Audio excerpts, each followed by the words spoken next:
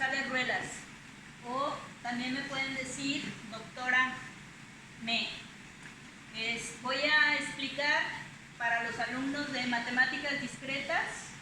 Vamos a hacer con la participación de Consuelo y de Tita y Nelly, que me están apoyando para grabar estas clases.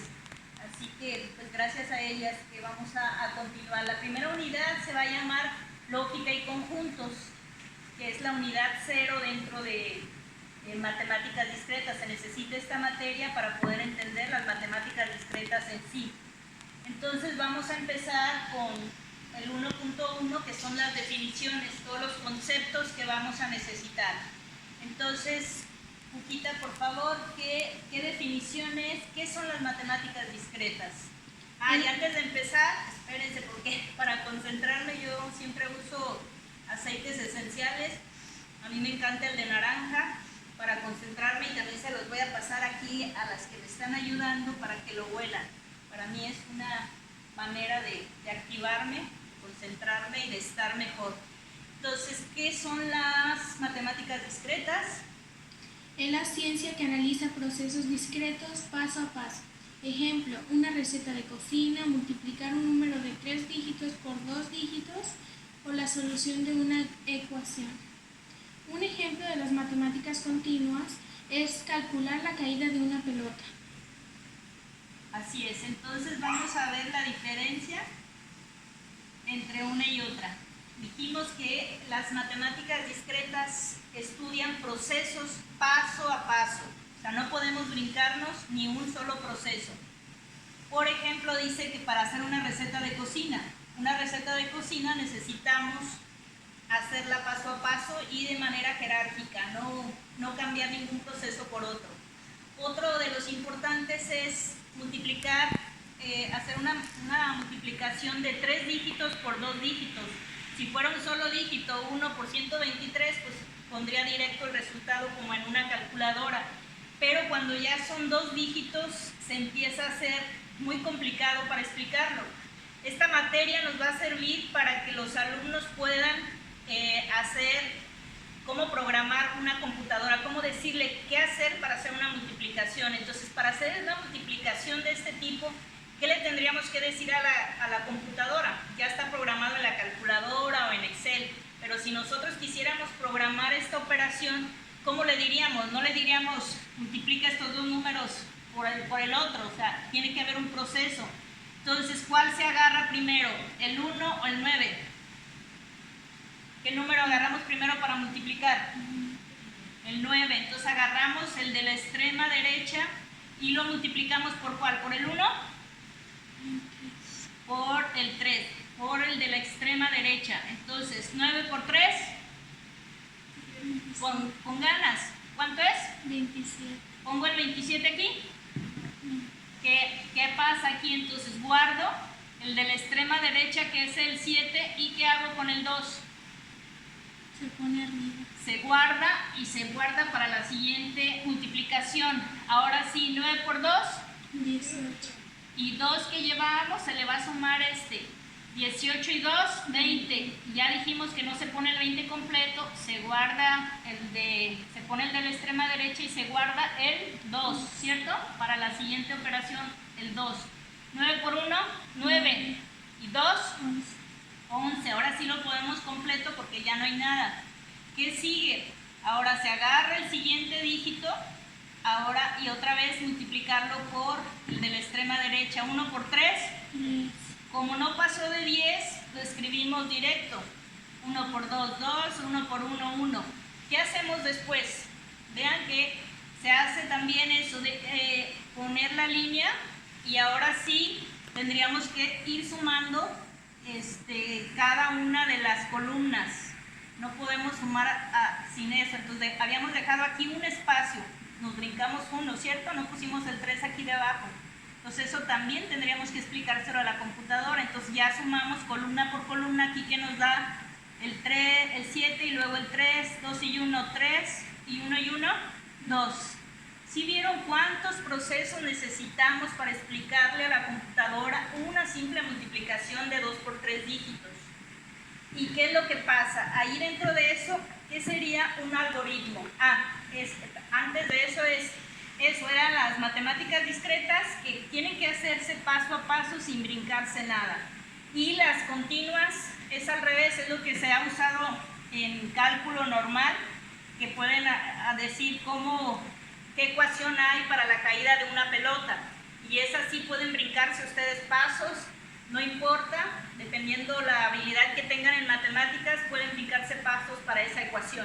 Pero en matemáticas discretas necesitamos eso, paso a paso, procesos discretos y no continuos. Entonces, que sepa qué ejemplo hay para unas y qué ejemplo hay para otras. Entonces, ya teniendo ese, tendríamos que saber cómo esta operación, cómo se la vamos a decir a una computadora. Entonces, para eso necesitamos saber qué es un algoritmo. ¿Qué es un algoritmo?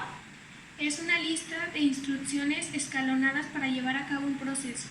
Entonces, así le tendríamos que escribir esa lista de instrucciones. Primero agarro el de la extrema derecha, lo multiplico por el de la extrema derecha. Si pasa de 10, lo guardo y se lo guardo para la siguiente operación.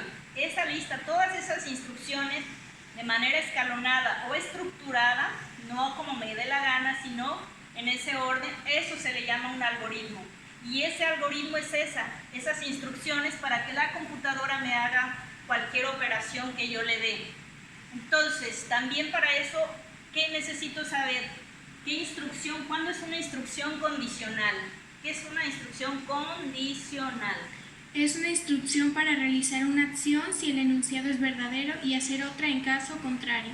Así, si el enunciado es verdadero, voy a hacer algo.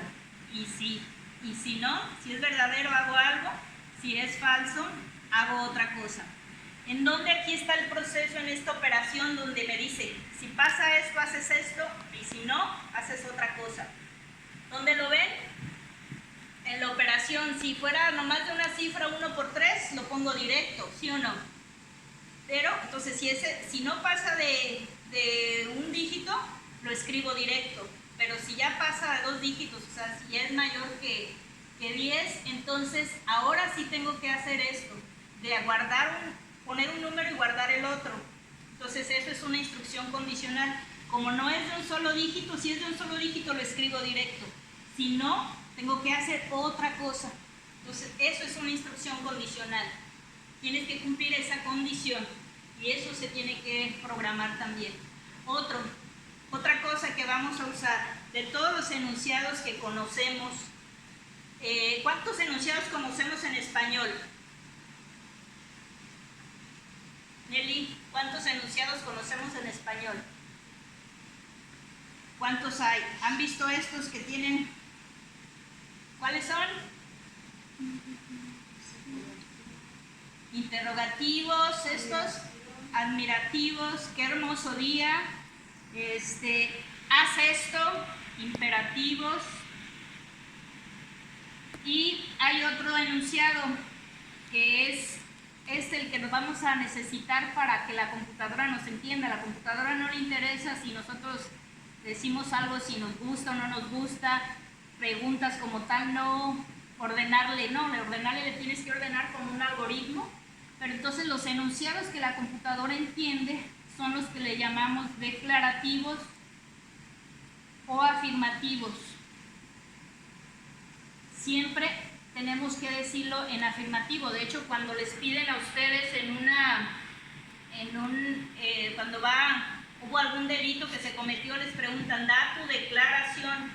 Y la declaración se tendría que hacer siempre en afirmativo. En lugar de decir, no hice nada, tendrías que decir, soy inocente. Eso es algo en afirmativo. Pero existen ciertos enunciados afirmativos que pueden ser ambiguos, que se puede prestar a una doble interpretación, que pueden ser verdaderos y falsos a la vez. Entonces, eso no los podemos meter a la computadora. Pues de todos los que conocemos, de todos los tipos de enunciados que conocemos, podríamos poner, bueno, voy a dibujarlos dentro de todos los enunciados. Vamos a dibujar los 4 tipos de enunciados que hay, ¿verdad? Que serían acá los exclamativos, interrogativos, imperativos, y de los que voy a dejar aquí serían los declarativos, para que sea proposición. Y aquí para que sea proposición, tengo que elegir de esos enunciados declarativos, necesito elegir los que no sean ambiguos. Vamos a ver ahorita ejemplos de cuáles no son ambiguos. Entonces, ¿qué es la definición de proposición? Es un enunciado declarativo o afirmativo, no ambiguo. Ejemplo, 5 más 7 son 12, verdadero. Vamos a ver entonces los ejemplos para entender cuándo la computadora lo puede interpretar como falso o verdadero. Que ella no le quepa ninguna duda cuál es cuál es verdadero, cuál es falso. Entonces ya vimos que para que sea proposición necesita ser un enunciado declarativo o afirmativo. Entonces dice 5 más 7 es igual a ¿qué? 12. Y luego, ¿eso qué es? Esa proposición, sí es una verdadero. Proposición, ¿verdad? Porque si estoy afirmando, estoy declarando algo. Que 5 más 7 es igual a 12, entonces ya sabemos que es verdadero. En lugar de ponerle verdadero, para la máquina ella lo que entiende solo es el código binario. El 1 que es verdadero y el 0 que es falso. Entonces, en lugar de ponerle ya verdadero, le voy a poner que es 1. Pero primero tenemos que ver si es proposición. La siguiente, ¿qué dice? 5 más 7 es 13. Ajá. 5 más 7 es 13. ¿Eso qué es? También es proposición, ¿sí o no? Que no es interrogativo, no es imperativo, no es nada. Es una afirmación. La computadora te puede decir, ya como ella está programada para saber cuándo es verdadero y cuándo es falso, si tú le pones 5 más 7 igual a 13, te va a decir que eso es falso, ¿verdad? Y en lugar de ponerle falso, ¿qué le vamos a poner? 0. Un 0. Y entonces viene ahora otro ejemplo. 5 más 7 es ¿qué? Grande. Es grande. Si yo le digo esto a la computadora, ¿qué creen que va a marcar? Va a decir error, ¿eso qué es? Que es grande. Porque para ella el grande es como un adjetivo que no tiene sentido. ¿Grande para qué es? Va a decir, para mí grande es esto, para ti lo otro. Cuando se presta a estas varias interpretaciones, eso es a lo que se le llama ambiguo. Así que a pesar de ser un enunciado declarativo, no cumple que sea proposición porque es ambiguo. Entonces, esta no es proposición. Entonces, por lo tanto, no puede evaluarlo la computadora y no cumple con lo que necesitamos. Nosotros en esta materia solo vamos a usar proposiciones, enunciados declarativos o afirmativos que sin ambigüedades. ¿Queda claro? Sí, entonces vamos a continuar. ¿Qué es un conjunto? Son agrupaciones de objetos con una característica en común. Esto es cuando se puede dar una descripción clara de una sola colección de objetos. Y en un conjunto los resultados se escriben una sola vez. Se simbolizan por medio de llaves, por corchetes o por paréntesis. Así es. Dice ahí que es una colección de objetos. Cualquier colección de objetos que tengan al menos una característica en común. Si no tienen al menos una característica, no es un conjunto. O sea, al menos que todos toquen música, que hagan algo, al menos algo en común. Aquí, por ejemplo, serían los alumnos de matemáticas discretas. Comparten esa característica que todos son alumnos de esa materia. Y se simbolizan cuando ustedes vean que algo, números, letras, nombres, lo que sea, está ya sea entre llaves, entre corchetes o paréntesis, todo lo que venga adentro quiere decir que es un conjunto. Entonces eso va a delimitarlo cuando les diga qué es eso. Si ya vemos algo, lo veo entre paréntesis, entre corchetes o entre llaves, hacer esto. Y estas tienen así, si tienen los tres tipos, los más pequeñitos los van a poner con paréntesis, los que siguen con corchetes y los más grandes con llaves. Entonces cuando veamos algo así de llaves ya vamos a saber, es un conjunto. Entonces, ¿qué más? ¿De continuar? ¿Qué continuamos ahí?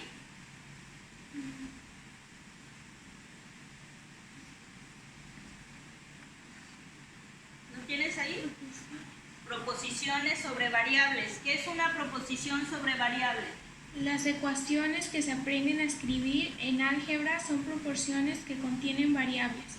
Proposiciones. Son proposiciones que contienen variables. Por ejemplo, ¿qué proposiciones hay? Por ejemplo, x2 más y2. X al cuadrado más y al cuadrado es igual a 1. por ejemplo, es una de las ecuaciones conocidas. Entonces, esto también es una proposición usando la variable x y la variable y.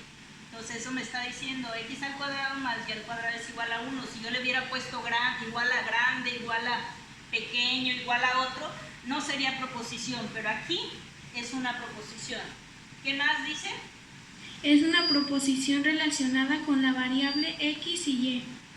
En programación de computadoras también hay proposiciones con variables. Por ejemplo, A ver, sí, no pasa nada. x, ¿cuál? x y y, ¿sí? Es una variable, por ejemplo, x mayor a 0, ¿cierto? Este es el signo de mayor a 0. Eso es en programación. Y podríamos saber si la variable es mayor a 0, pues es verdadera. Si fuera menor a 0, pues sería falso, dependiendo, pero es una proposición. Uno así puede delimitar números, decir, quiero de todas las x que hay, valores x del 1 al n, yo quiero saber cuáles de esas son positivas. Entonces, en lugar de decirle, dime cuáles son positivas, a la computadora uno le diría, dime cuáles son mayores a 0. Si son mayores a 0, son positivas. Si no, serían negativas. Entonces, puedo decir una proposición de esta manera. ¿Sí o no? ¿Qué más sigue? es una proposición cuya veracidad o falsedad se puede determinar mediante una computadora. Así es. Entonces, sabría la computadora si esa lista de números son positivas o son negativas, ¿verdad? Entonces, continuamos con, vamos a seguir ahora, ¿qué es estos signos? ¿Qué es este? Que dice, es igual a qué? En lugar de estacionamiento, ¿este se usa para qué? Pertenece. Pertenece. Esto en lógica de conjuntos, si vemos así una E redondeada, quiere decir que pertenece. ¿Y qué pasa si le pongo eso y le tacho? Igual que cuando decimos estacionarse y no estacionarse, entonces aquí diría que no pertenece. Que no pertenece a ese conjunto. Y esta línea sola, esta diagonal, se le llama como tal que, ¿cierto? Si pertenece o no al conjunto. Y luego, ¿qué dice después? X es igual a ¿qué? S. Ajá. Conjunto X es igual a ¿qué? S. ¿Qué dice ahí? ¿Qué signo es? S. X pertenece a S. Ponemos X pertenece a S. Cualquier conjunto que pongamos aquí. Entonces estoy diciendo que dentro de ese conjunto X, la variable X o el elemento X pertenece al conjunto S. ¿Cierto o no? Así ya podemos irle diciendo. Entonces puedo decirle, también tiene varios significados. Puede decir que el elemento X pertenece al conjunto S, o que es un elemento de S, o que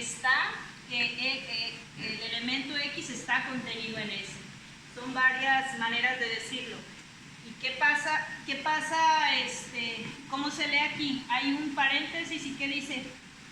¿Qué dice ahí el paréntesis? X. X. Ajá. Tal que. Ajá. X.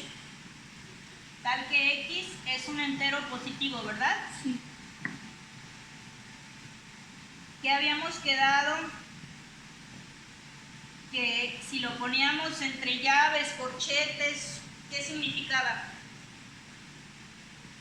Que era un conjunto. Que era un conjunto, exacto. Entonces, ahora, ¿cómo leeríamos esto? Ya sabemos qué significa esto, qué significa esto, y ya sabemos que si hay aquí una llave va a ser un conjunto. Entonces, ¿cómo leeríamos esto ahora? Diríamos de todos los elementos, porque puede haber varios. X1, por ejemplo, aquí en el grupo de matemáticas, que son 44, diríamos que es el elemento X hasta el X44, que es hasta donde llega, o es el número N, pero ahí en este caso es 44 alumnos. Entonces diríamos el conjunto de todas esas X, de todos esos elementos, tal que el elemento X es un entero positivo.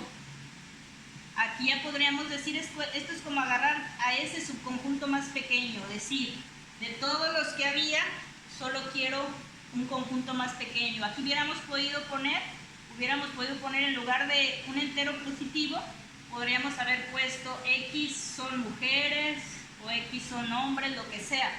Ya de todas esas diríamos, este es mujer, este es hombre, y los podríamos diferenciar. Así se le explica a la computadora cómo de un conjunto mayor extraemos un conjunto más pequeño. ¿Qué más? ¿Qué significa? Entonces ahí ya dijimos, ¿verdad? Que eso es de todos los números positivos. ¿Qué más? Continuamos.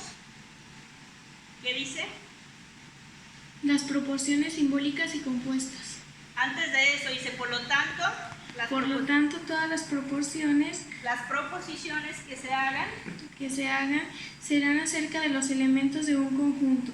El universo de una proposición es el análisis del conjunto cuyos elementos se están analizando. Así es.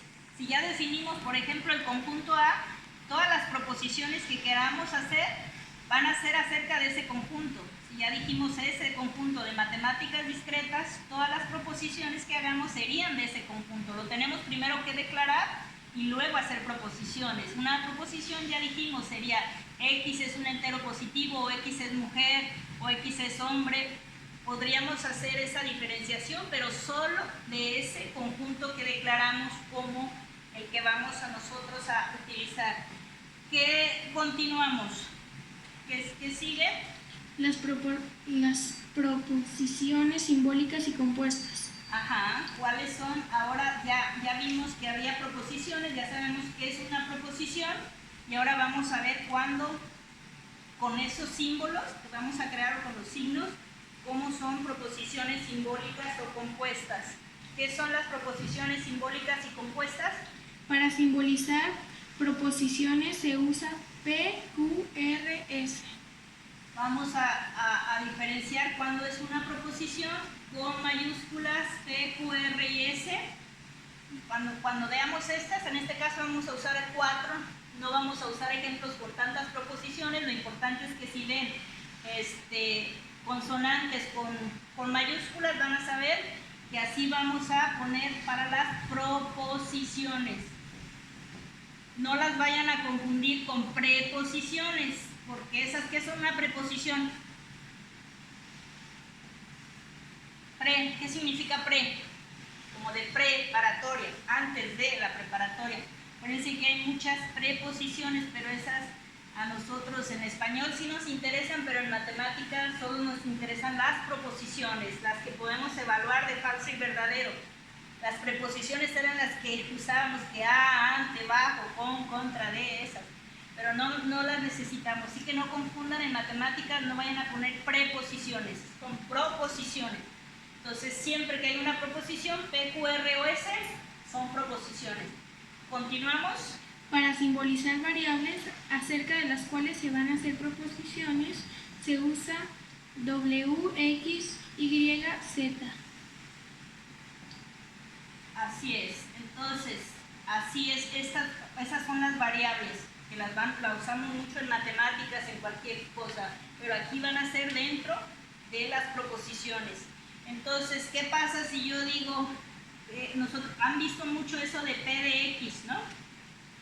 ¿Qué significa P de X? Significa que P es función de X o que P se relaciona con X. Esto sí lo han visto visto en matemáticas, f de x, la función con respecto a la variable x. En este caso es una proposición que está relacionada con la variable x. Si quisiéramos hacerlo de manera uniforme, tendríamos que poner P de W, Q de X, R de Y, S de Z. Pero los matemáticos pueden cambiar el orden, es decir, quiero la P con la X, es la que más les gusta usar de la X. Entonces es una función, en este caso es una proposición que está relacionada con la variable X. ¿Qué más? ¿Qué continúa? Proposiciones compuestas. Ajá, ¿qué es una proposición compuesta? Para que sean proposiciones compuestas necesitan conectivos. Entonces necesitamos conectar como un enunciado con otro. ¿Qué conectivos son los que se usan? Y o. El I o el O. El I se va a escribir así como si fuera una V invertida y la otra como O. Esta es el O y esta es el I. ¿Qué más? Ejemplo, se tienen a S como conjunto universo de todos los enteros positivos. Ajá, esos son todos los enteros positivos. Y por lo tanto sean las proposiciones. Ajá, enteros positivos. Ese es mi conjunto el que vamos a usar, todos los enteros positivos que hay. Y entonces de ahí voy a sacar proposiciones, ¿cierto? ¿Qué proposición voy a sacar? P igual X mayor 0 mayor que 0 y Q igual X menor 10 menor que 10. Entonces ya estoy sacando ahí dos proposiciones que sí puedo evaluar. Si son mayores a 0, ¿qué son? ¿Positivas o negativas? Positivas. Estos serían enteros positivos. Y me está diciendo, o sea, porque no vamos a agarrar negativos, aquí me está diciendo que el conjunto que queremos son solo los enteros positivos en este caso. Entonces, si tuviéramos el plano cartesiano, que aquí sería lo del 0, aquí sería la X más, la Y positiva, la menos Y y acá la menos X. Entonces aquí me está diciendo que tengo dos proposiciones. La primera me dice que agarre solo las X que están hacia el lado derecho, hacia acá son las negativas, entonces quiere estas, del 3 hasta llegar, cualquiera de estas. Ese sería lo que me agarra esas, esta es la parte negativa, dice todas las, me va a agarrar esta, la P, me está diciendo que agarre todo, pero me está diciendo todos los positivos puedo agarrar hasta el infinito, hasta el más infinito, porque no me está delimitando. Pero me dice, Q, la proposición Q es todos los números menores al 10. Entonces, si aquí tengo el 10, la Q que me va a agarrar, esta es la P. Ya vimos que la P agarra todos los positivos, y la Q que agarraría todos los menores a 10. Menores a 10 sería aquí del 9 para acá, ¿verdad? Pues, pero me podría agarrar hasta acá porque no me está delimitando nada. Me está diciendo todos menores a 10. Pues también acá son menores a 10 estos de este lado. Pero me está diciendo que quiere que haga una proposición compuesta para que cumpla algo. Y me dice, haz que ¿qué? La proposición compuesta que sea ¿qué? P y Q, ¿verdad? Que se cumpla P y Q, que esta proposición sea verdadera. Entonces me está forzando a que P y Q sean verdaderas. Para que P sea verdadera, tiene que ser positivo el valor, pero también me está diciendo que Q también tiene que ser verdadera. Entonces, ¿cuáles números vamos a agarrar? Este me delimita aquí. Este dice que quiere números de una sola cifra, hasta el 9. Entonces aquí tengo un límite. Y el otro que me dice que solo puedo agarrar los positivos. Entonces, los únicos números que cumplen ambas proposiciones son del 1 al ¿qué? Al 9. ¿Cierto o no? ¿Sí o no? queremos que cumpla, que sea P y Q verdaderas, ¿sí o no? Entonces ya serían solo esas del 1 al 9, porque no quiere negativos, no quiere al 0, quiere mayores a 0. Y estas. ¿Qué más dice entonces? Existen dos tipos de significados del conectivo o son los siguientes. Ajá, del conectivo o hay dos significados. ¿Uno cuál es? Uno que le llaman excluyente o inclusivo, ¿verdad? Es exclusivo o inclusivo. ¿Cuál es cuál? Y vamos a ver cuál es el que vamos a usar. En español existe el o inclusivo o el o exclusivo. ¿Cuál es el o inclusivo? Que dice, hay un ejemplo. V. Tomaré café en el desayuno o en la cena. Ajá, eso tengo una opción. Yo puedo decir, tomé el café en el desayuno o lo tomé en la cena. Cuando usamos ese, es que es el o inclusivo, que es el que vamos a usar en matemáticas. En cambio, el o exclusivo lo ponen con un signo y con una cruz al centro. Ese es exclusivo, como cuando vas y pides algo en una tienda que te dicen, ¿quiere que se lo dé de vainilla o de chocolate? La o la escuchamos igual en español, pero te está excluyendo, decir, solo puedes elegir una. Eliges de chocolate o eliges de vainilla, no puedes ambas. Entonces, esta no la vamos a usar en matemáticas, no nos interesa exclusión, excluir. Acá es inclusivo. Yo puedo, si me dicen, tienes que tomar café en alguna de las comidas, yo puedo decidir si me lo tomo en la mañana, en la tarde o en la noche. Con una sola vez que me lo tome, ya cumplí, y eso es verdadero.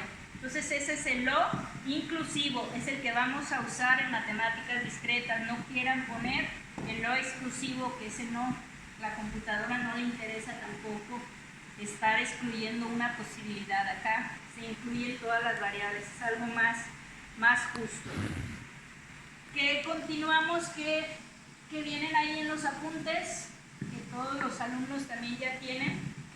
Signos conectivos más usados son los Ajá, sí, los conectivos más usados. Ya dijimos que este era el o, este era el y, este es la negación, y hay otro que es el bicondicional, el condicional y el bicondicional. Entonces, esta es la negación. En algunos libros también lo ponen así, y este es el condicional y el bicondicional. Estos son los signos más usados que hay, para que si los ven en alguna parte sepan qué signos son. ¿Qué más? ¿Cuáles otros hay? Ejemplos. Ajá. Juan bebe limonada y Pepe cerveza de raíz. Juan bebe limonada y Pepe. Y Pepe cerveza de raíz. Entonces, si son proposiciones estas, esta sería P y esta sería Q. ¿Cómo se las transformamos para que la computadora la entienda? Ya no nos entiende las oraciones. A ella tenemos que ponerle, como dijimos, que se iban a simbolizar. ¿Cómo dijimos que se iban a simbolizar las proposiciones? ¿Con qué letras? ¿Con cuáles letras? P, Q, R y S, ¿se acuerdan? Entonces, si agarramos en orden, esta sería P, esta sería Q, y el conectivo, el I, ¿cómo dijimos que se escribía? Es la V invertida, eso sería. Pues a la computadora ya le codifiqué esto, y así lo entiende esto. Sabe que son dos proposiciones con un conectivo I. ¿Qué sigue? ¿Cuál otro ejemplo hay? Juan bebe limonada o cerveza de raíz. Ajá, ahora si le cambiamos, en lugar del I vamos a poner el O. ¿Cómo lo codificamos? Pues cambiando el conectivo, ¿cierto o no? Ambas puede ser P y Q, pero el conectivo cambió. ¿Cuál otra? Negación. Se utiliza el signo. Se utiliza este signo de negación, que es como una rayita y algo hacia abajo. ¿Qué es la negación? ¿No dice ahí que es una negación? Podemos poner la negación de x mayor que 0, por ejemplo, es esta proposición. Esta es una proposición, acuérdense que podíamos hacer con variables, hacer una proposición. Si es esto una negación, pues ya tendría que ponerle negación de p. Esto es lo mismo. A la computadora puedo ponerle esto aquí, cualquier cosa dentro del paréntesis, o ponerle que es una negación, es una proposición negada. ¿Qué más seguimos?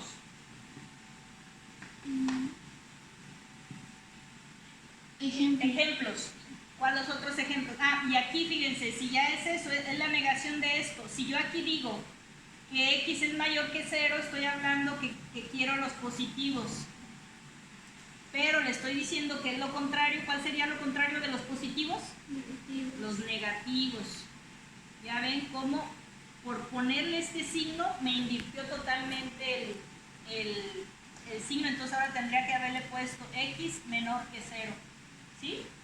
Este conectivo se voltea al revés. ¿Ok? ¿Qué más? ¿Qué ejemplos siguen? Jorge está en la escuela o Susana está en la tienda.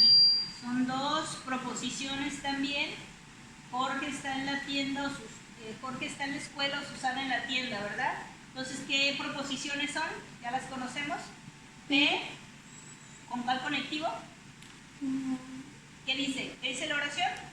Jorge está en la escuela o Susana en la tienda. O, si es O, es la V. Apréndanse solo la V para que no se confundan. La V es la O.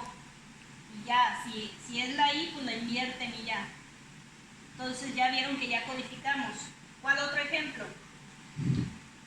María no está en el teléfono o Susana está en la tienda. María no está en el teléfono o Susana está en la tienda, ¿cierto? Sí.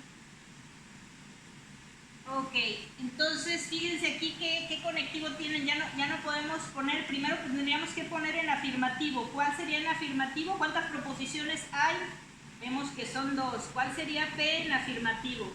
Para hacer en afirmativo tenemos que quitarle todos los no que encontremos. Entonces tendríamos que poner en afirmativo, María está en el teléfono. La otra ya es afirmativa en sí, entonces no le cambiamos nada. Y entonces es Susana está en la tienda. Ya tenemos eso. ¿Cómo le ponemos ese conectivo? Acuérdense cómo se simbolizaba la negación. ¿Y dónde la tendríamos que poner? ¿En cuál proposición está? ¿En T o en Q? Entonces vamos a poner casi igual que esta. Si no tuviéramos esta, sería igual que esta de arriba. Y la hubiéramos simbolizado así. P o Q. Pero, ¿qué hay de más en esta? ¿Qué hay? ¿Qué es esto? Una negación. Entonces, la negación, ¿cómo la ponemos? ¿Dónde la ponemos la negación? ¿La podemos poner aquí? ¿Dónde ponemos los signos menos? Piensen que este es como un número. ¿Dónde ponen el signo menos? Antes del signo, ¿cierto o no? Antes del 5, para decir que menos 5. Entonces tendríamos que poner así la negación de esta proposición. La que estoy negando es P. Es esta P. Y esta está en afirmativo, ¿sí o no? Entonces así ya yo a la computadora le puedo decir, mira, aquí hay una negación, pero no se la pongo ni aquí ni aquí, porque no pueden ir dos conectivos juntos. Esta nada más está negando aquí, no está negando a Susana.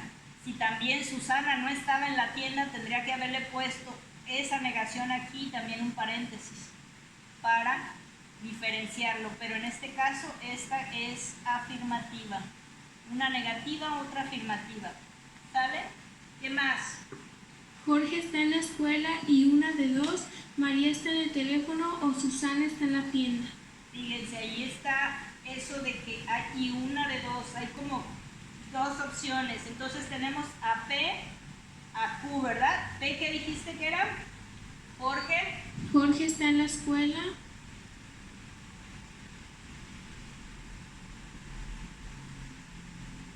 Y Q. A ver, Chelo, ¿dónde está? Jorge está en la escuela y ¿qué más? ¿qué dice? María está en el teléfono. María está en el teléfono. ¿Y otra? ¿O? ¿Qué hay? Susana está en la tienda. Entonces tenemos que poner otra proposición aquí. Susana está en la tienda. Entonces aquí tenemos 3 proposiciones, no solo 2, ¿cierto o no? ¿Qué conectivos vamos a poner?